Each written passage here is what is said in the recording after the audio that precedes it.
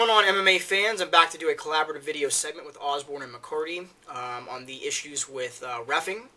Just real quick, wanted to make sure I remind everybody, UFC 102, MMA Talk TV and Performance MMA are doing that $1,000 UFC 102 prediction contest for the chance to win a $1,000 shopping spree, courtesy of PerformanceMMA.com. I will put the link down here so you can go submit your predictions. Make sure that you check it out. And again, thanks to Performance MMA for not only hooking us up with T-shirts and great apparel, but also for doing this great contest, to help the viewers, the watchers, the subscribers, and anyone that follows YouTube and follows MMA. It's a great contest, to celebrate the launch of MMA Talk TV. So make sure you check that out. This was a really, really good topic. The guys from Osborne McCarty approached me and asked me would I like to do a video on this. I said, sure, because this has been tossed around a lot. It's a situation that we're running into more and more. I don't think we've gotten to the point yet, honestly, that it is completely out of control, but it's getting there. And it's been getting worse here in the last couple months. It started right around, I would say, January or so, where we started having some questionable stoppages and even, judging, and now it's gotten to a point now where we're starting to question what's really going on or what's happening with these situations. What are some bad examples of bad stoppages with referees? I would have to say one that I go back to would be in March, would be Pete Sell and Matt Brown.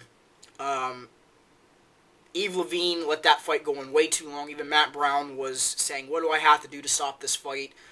Pete Sell was seriously hurt multiple times in that fight. The fight should have been stopped, no question about it, in my opinion. And yet it was continued, it was allowed to continue. An example of a good stoppage, to me, would be, and this may have some controversy, but I'm going to explain why I think it's a good stoppage, would be the Josh Koscheck-Paul Thiago fight. Now, I can't remember offhand who the referee was for that fight, but I do remember afterwards when it was explained why the fight was stopped. One of the key things that I heard that made me realize why the fight went down the way that it did with the stoppage was that the referee saw Josh Koscheck's eyes roll into the back of his head, him go limp, and then when he hit the ground, his head hit the canvas, and then he snapped back into consciousness. I think it was a justifiable stoppage. When you see something like that go down, and a fighter is unconscious, and you can see that from your perspective, that's understandable. The same thing could be said about Chuck Liddell, Rampage Jackson. When Rampage knocked Chuck unconscious and then knocked him back into consciousness, that mere second that he was unconscious, when Big John stepped in and stopped the fight, was the right call. That's what you need to do in that situation. What qualifies as a good stoppage by a referee? I think when either a fighter's gone limp or unconscious, that is a really, really good indication that they are at the point to where they cannot defend themselves. And that's the whole thing, is intelligently defending yourself. And on top of that, fighter safety. And that's the whole reason that these referees step in there, is to make sure that the fighters are safe.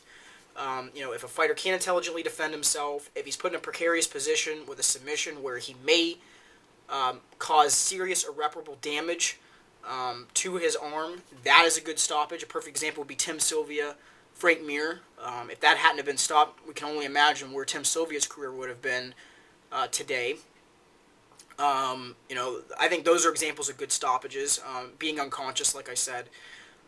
What qualifies as a bad stoppage? If you have a bad angle and you can't see the fight real well, it's probably best if you move so that you can tell what is going on with the fighter. You need to communicate. If you don't communicate and you just stop it, that's a problem. There's guys like, Chael Sonnen, for example. I know that Osborne McCarty brought this up, but that they scream during their fights, and they make unnecessary sounds that you don't hear from other fighters. But just off of that, the fight gets stopped. Unless you're communicating and asking, "Are you okay? Are you okay? Do you want to give up? Are you done? Are you done?" Unless you're communicating, which sometimes you don't see some of these referees do, that's a problem, and that can end up with a bad stoppage. If the guy is put into serious harm, it's understandable. It's, again, the referee's discretion. What can be done to fix this situation? Really, this is just my opinion on this. One, without a doubt, is there needs to be some more sanctioning, and there needs to be some more, time for these referees to get some experience outside of the cage. Keith Kaiser from the NSAC, which is the Nevada State Athletic Commission, has said multiple times he would love to have newer referees that are coming in to intern under referees in smaller promotions and to judge and to see how things occur in fights and what they're supposed to do. I think that's a great idea, because it's going to give these guys more experience before they just jump into reffing larger promotions without experience. Two, until one regulatory body oversees all of the mixed martial arts regulations and rules, like the Nevada State Athletic Commission telling California, hey, that was a bad stoppage, or hey, Pennsylvania, you need to change this. Because everyone regulates mixed martial arts in their own way, you're going to have different rules, you're going to have different regulations, you're going to have different reffing and judging on different nights, and it's going to be like this until something is done where one regulatory body steps up to the plate and everyone agrees that that body will dish out the rules, the regulations, and oversee mixed martial arts for everybody, not only their own state. I think that is what would really, on top of getting these refs some more time and more understanding of the sport, you need to have somebody oversee the commissions that are newer and are coming into this, and not only that, oversee them, period, to make sure that things are being done correctly. Those are just my thoughts and my opinions on this. This is a really, really good topic. Make sure that you check out Osborne and McCarty's video. They did a really, really good job talking about this. Some of the stuff that they covered, I didn't repeat in this video because it kind of took some of my stuff away that I was going to say, and these guys have really, really stepped it up in the last year and a half with production value, their knowledge of the sport. Make sure you check them out. I'll put their description, I'll put the link over in the description side. Make sure that you check them out. Like I said, I consider them friends here in the MMA YouTube community. Great group of guys.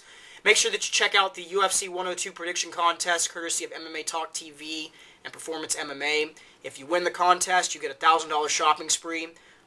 Once again, I will put the link here, and I will also put the link over in the description side. Make sure that you go submit your predictions. And on that note, you guys have a great day.